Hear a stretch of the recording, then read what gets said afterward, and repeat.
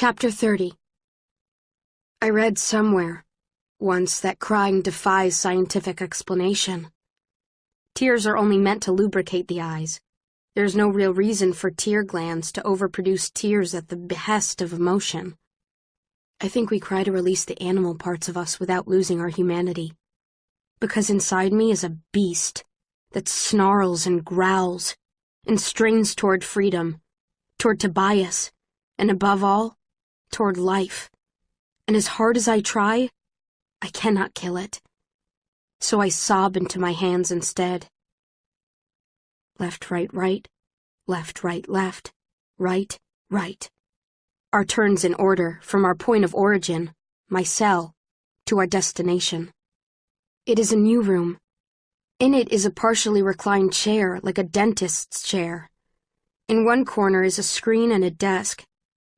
Janine sits at the desk. "Where is he?" I say. I'd been waiting for hours to ask that question. I fell asleep and dreamed that I was chasing Tobias through Dauntless headquarters. No matter how fast I ran, he was always just far enough ahead of me that I watched him disappear around corners, catching sight of a sleeve or the heel of a shoe. Janine gives me a puzzled look, but she is not puzzled. She is playing with me. "Tobias," I say anyway. My hands shake, but not from fear this time, from anger. "Where is he? What are you doing to him?" "I see no reason to provide that information," says Janine. "And since you are all out of leverage, I see no way for you to give me a reason, unless you would like to change the terms of our agreement." I want to scream at her that, of course, I would rather know about Tobias than about my divergence. But I don't. I can't make hasty decisions. She will do what she intends to do to Tobias, whether I know about it or not. It is more important that I fully understand what is happening to me. I breathe in through my nose and out through my nose. I shake my hands. I sit down in the chair. "Interesting," she says. "Aren't you supposed to be running a faction and planning a war?" I say. "What are you doing here running tests on a 16-year-old girl?" "You choose different ways of referring to yourself depending on what is convenient," she says, leaning back in her chair. "Sometimes you insist that you are not a little girl, and sometimes you insist that you are. What I am curious to know is, how do you really view yourself? As one or the other? As both? As neither?" I make my voice flat and factual like hers. I see no reason to provide that information. I hear a faint snort. Peter is covering his mouth. Janine glares at him, and his laughter effortlessly transforms into a coughing fit. "Mockery is childish, Beatrice," she says. "It does not become you." "Mockery is childish, Beatrice," I repeat, in my best imitation of her voice. "It does not become you." "The serum," Janine says, eyeing Peter. He steps forward and fumbles with a black box on the desk, taking out a syringe with a needle already attached to it.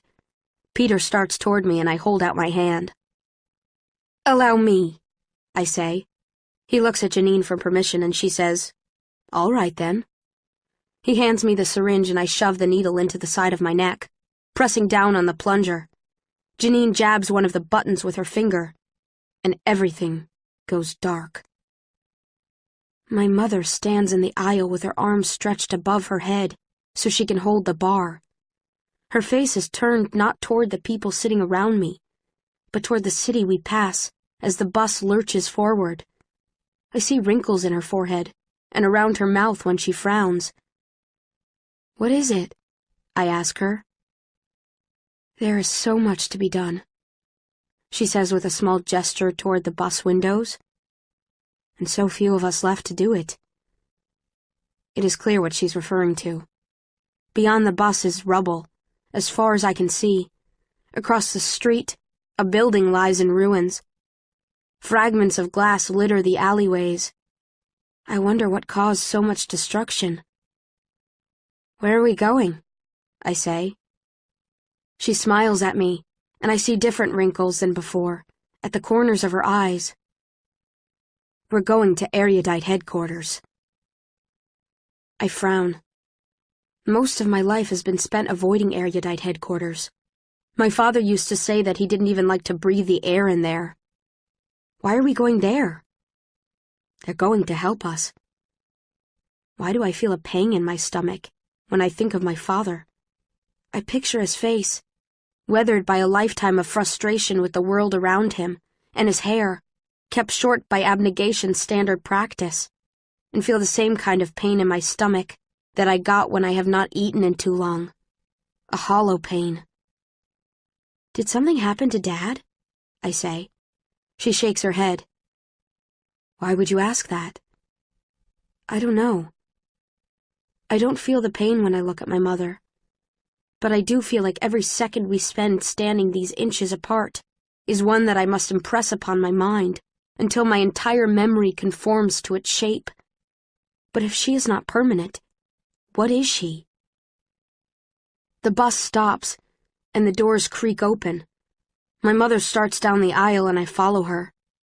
She is taller than I am, so I stare between her shoulders, at the top of her spine. She looks fragile, but she is not. I step down onto the pavement. Pieces of glass crinkle beneath my feet. They are blue, and judging by the holes in the building to my right, used to be windows. What happened? War, my mother says. This is what we've been trying so hard to avoid. And the erudite will help us. By doing what? I worry that all your father's blustering about erudite has been to your detriment, she says gently. They've made mistakes, of course, but they, like everyone else, are a blend of good and bad, not one or the other. What would we do without our doctors, our scientists, our teachers? She smooths down my hair. Take care to remember that, Beatrice. I will. I promise. We keep walking, but something about what she said bothers me. Is it what she said about my father? No. My father is always complaining about erudite. Is it what she said about erudite? I hop over a large shard of glass. No, that can't be it. She was right about erudite. All my teachers were erudite, and so was the doctor who set my mother's arm when she broke it several years ago. It's the last part. Take care to remember. As if she won't have the opportunity to remind me later. I feel something shift in my mind, like something that was closed has just opened. Mom? I say. She looks back at me. A lock of blonde hair falls from its knot and touches her cheek. I love you. I point at the window to my left, and it explodes. Particles of glass rain over us. I don't want to wake up in a room in erudite headquarters, so I don't open my eyes right away, not even when the simulation fades. I try to preserve the image of my mother and the hair sticking to her cheekbone for as long as I can.